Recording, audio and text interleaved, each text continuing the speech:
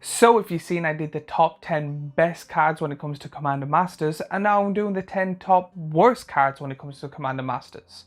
When it comes to this is personally based on my thoughts and opinions, what I would hate to see if I opened the pack, what cards should not be in here for this pristine or premiere or whatever you want to call it kind of set, where the set packs are worth a lot more. I think the value should be up more. So if there's cards that are super cheap that you can get anywhere, that everyone has, which is majority of this list, I think it should not have been in this set. So pretty much the best way to describe when it comes to the 10 worst cards is the 10 cards I would sigh or be upset about when I open that pack and jump straight to the rare.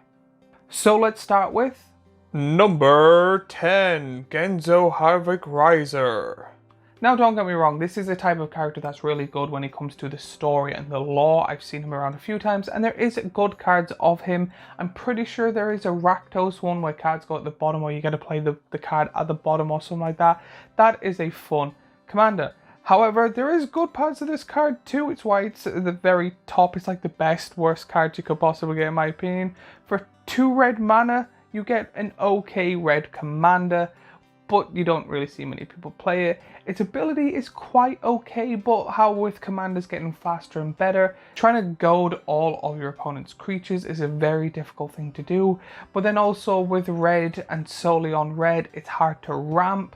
So being able to play your cards that you want to play, attack, and then be able to play the cards your opponents play, doesn't seem a really good strategy. There is a way to possibly make this card absolutely broken or this deck absolutely broken, but in my opinion, I would not be happy if I opened this. I would have just gone meh. However, in saying that, if I got it in its portrait art, that is a completely different thing. I would still be meh, but at least I have a pretty card.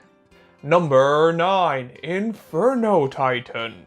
So when it comes to these, there is 5 of the Titans. The blue and red one are absolutely terrible. The white and black one are really good. And the green one is banned. So when it comes to a kind of set that is more expensive and is like you get really good cards and you find out there's a Titan in it, my expectations were a bit higher than the red one.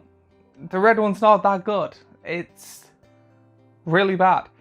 So for the fact you're paying 6 mana for a 6/6 with no keywords, and then you have to put more mana into it for it to do a bit of damage, and then a passive or an ability that's kind of meh overall. Again, this is a card that I am kind of not sick of the reprints, but it's getting there. It is not a good card, and the fact that it came out in Lord of the Rings as well just shows that, not that Wizards don't care, but it's one of those things that they tried to put this out to be, this is a premium set. Here is a card that we released the set before, but back in its own normal art.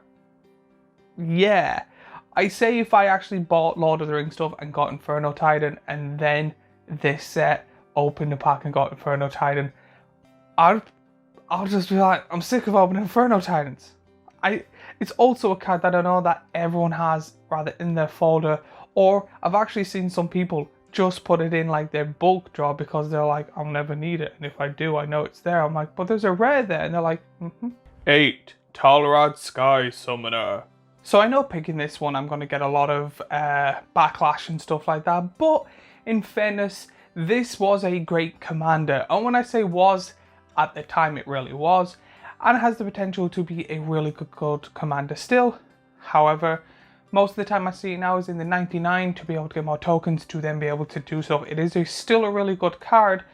However, I literally went to my friends and I've seen it in everyone's folder. Everyone has it in bulk, and I'm pretty sure, and I could be wrong here, that it's had reprints recently too. There was a new version of it, but that card absolutely flopped. It is a good card, but when it comes to a set like this, I want better, especially for how much you're paying. This is a card I would see as a really good card if it was in a normal set. But the fact that it's in a more expensive and supposedly a better set, I'm kind of sick of it, and I'm also sick of seeing it and everyone has it, and it's one of those things where you can pretty much, again, Go onto any Magic Discord or any friend group or your local LGS and find at least 3 people and go, does anyone have one spare? And they're either going to have one or know someone that does. Number 7, Balan Wandering Knight. So when I first seen this, I thought this was a really good Voltron commander. However, then I looked at Voltron commanders and then I looked at the price of this card. And yeah, again, this is why it's the top 10 worst cards. This is a card that I think in, again, a set like this, if I opened up, I'm gonna read it, go, that's alright. Off it goes.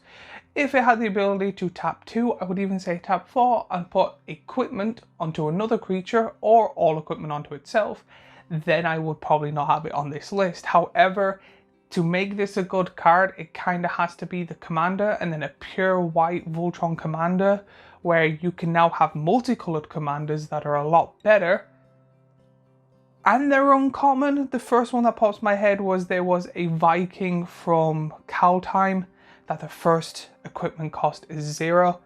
That card was absolutely brilliant and it was uncommon.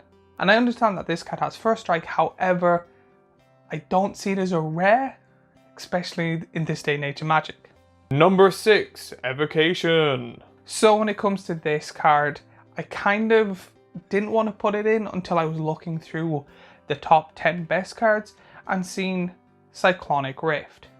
This is like, in my opinion, the Wish version of it, or what I've seen some people call the poor man's version of it, and I just don't think it is a good card. Like, it is a good card for if you're about to lose or someone board wipes and you want to keep your creatures to return it, but how much mana you have to keep in your hand for it is not worth it in my honest to God opinion.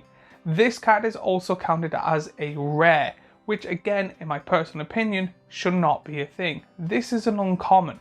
If it was 3 mana, great rare.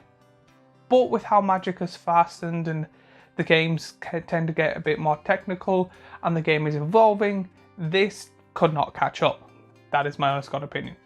5, Ugins Mastery.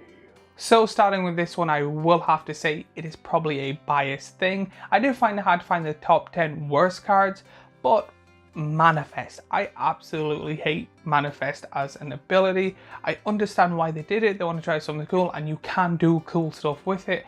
However, I just don't think it is worth it, and especially with how now there's new rules since Manifest was a thing and all of that, that it's not a good card, especially since you then have to then play a colorless card, then play a card that is a 6/6 or higher, and then it doesn't matter if you attack with, we'll say, like 5 6/6 dragons, you get to flip 1. With a Manifest card, in my opinion, I think it should be one of those things that you manifest as many cards as humanly possible and then flip them as fast as possible, where this card just says if you attack with 1 or more, so you just get to flip the 1. It is not a good card overall, and I know possibly I'm going to get a bit of backlash for this one, but again, if you think there's cards worse than this, let me know in the comments down below. Number 4, Alms Collector. So if you know me from TikTok, you know I read out all the rares and mythics when it comes to a new set, and someone brought this up in the comment section and I fully agree. This was a good card when white had nothing good for draw. This card is one of those cards that you will read through when you're making a white deck or trying to put white draw in and go, yeah, I'm gonna slot it in. But then second, you get a good white card and you don't know what to take out, that is the first one to go every time. It is a good card for its time, but again, it's slowed down. I did read this and go, that's interesting, but then thinking about it when it comes to my decks and stuff, I just kind of went, no. Then again, I looked it up online and see how much it was costing, and I was like, if I wanted it, I could buy probably like, I'm going to probably over exaggerate here, but I could buy somewhere between 50 to 120 for the price of a pack with a chance of getting one. That is not worth it in my opinion. 3, Master Thopterist. Now we are on the top 3 worst cards in Commander Masters, and this one actually is good, and it is a good commander. 6 years ago. Now this is in bulk. They have so many different versions and so many reprints, and the ability is still good when it comes to artifact decks. It is an alright draw engine too, but my biggest problem with this is that it is one of those cards that is pretty much just a, if you have an artifact deck or a Thopter deck or anything like that, you slot it in and forget that it exists. Everyone has one, and it should not have been reprinted in a set like this. This is even a okay to mildly good card in a normal set as a reprint, especially with how many reprints there are. I do like the card, don't get me wrong, but it's one of those cards that I'm sick of seeing. I know everyone has, and if someone goes, I'm making a Thopter deck, or if someone's making, I'm making an artifact deck, you're more than correct when it says that it's going to be in there. Now that's not with all, but I say there is a high chance that you're going to be right that that card is in the deck. Number 2, Lorthos the Tidemaker. Now we are on the second one, and my biggest problem with this card is actually how much mana it costs. If someone built this in a commander deck, it could possibly be good. You could possibly win games. However, tapping 8 mana to play it with no keywords, to then tap 8 mana again to tap down 8 things, where a lot of people now are playing multiple cards or multiple tokens, that you're rather going to have too many cards to pick from and have to pick the top 8, or you're not going to have enough and you just spent 8 mana where you still want to play some of your other cards. Now don't get me wrong, if you have like double activation abilities, it is doable, but it's a lot of work. Plus, again, with how much you're paying for these packs, it is less than $1, €1. It's not worth it, in my honest to God opinion, when it comes to these sets. And number 1, Krenko Mob Boss. So I feel like I don't have to explain this card because people are going to be confused. And I'm more confused why people are confused. People are going to be like, this is a great card. This is a great Goblin card. This is a great Goblin commander. Yes, I agree. But even in a normal set, it is not worth getting. If you open a set or booster and you get this, not worth it. It is a good card. Again, everyone has one. Krenko is probably the most reprinted Goblin on Earth. There is people that don't play Magic the Gathering that have this card. There is old people that use this as a coffee holster.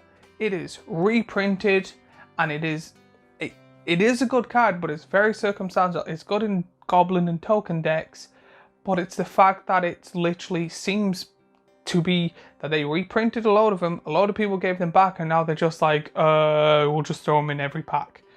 It's, to be honest, I would probably be offended if they were like, if you buy a pack of anything, you get a free Krenko. It's still not worth it. I'm sick of Krenko. I hope if they do, I hope they actually do a new Krenko card and just stop reprinting this one. I'm pretty sure if they stop reprinting this card, there is enough that if like the world like blows up, there will still be Krenko cards surviving. Krenko cards are like Twinkies when it comes to the world ending. They'll always be there. Absolutely despise this card. With a passion. That's it, I'm done. So let me know what is your top 10 worst cards when it comes to Commander Masters.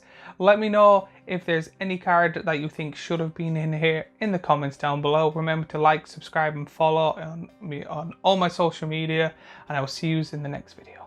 Also, if you like this, I have the top 10 best cards, which I actually enjoyed making, a playlist of Magic the Gathering stuff here, and a subscribe button here, and I will see you all in the next video.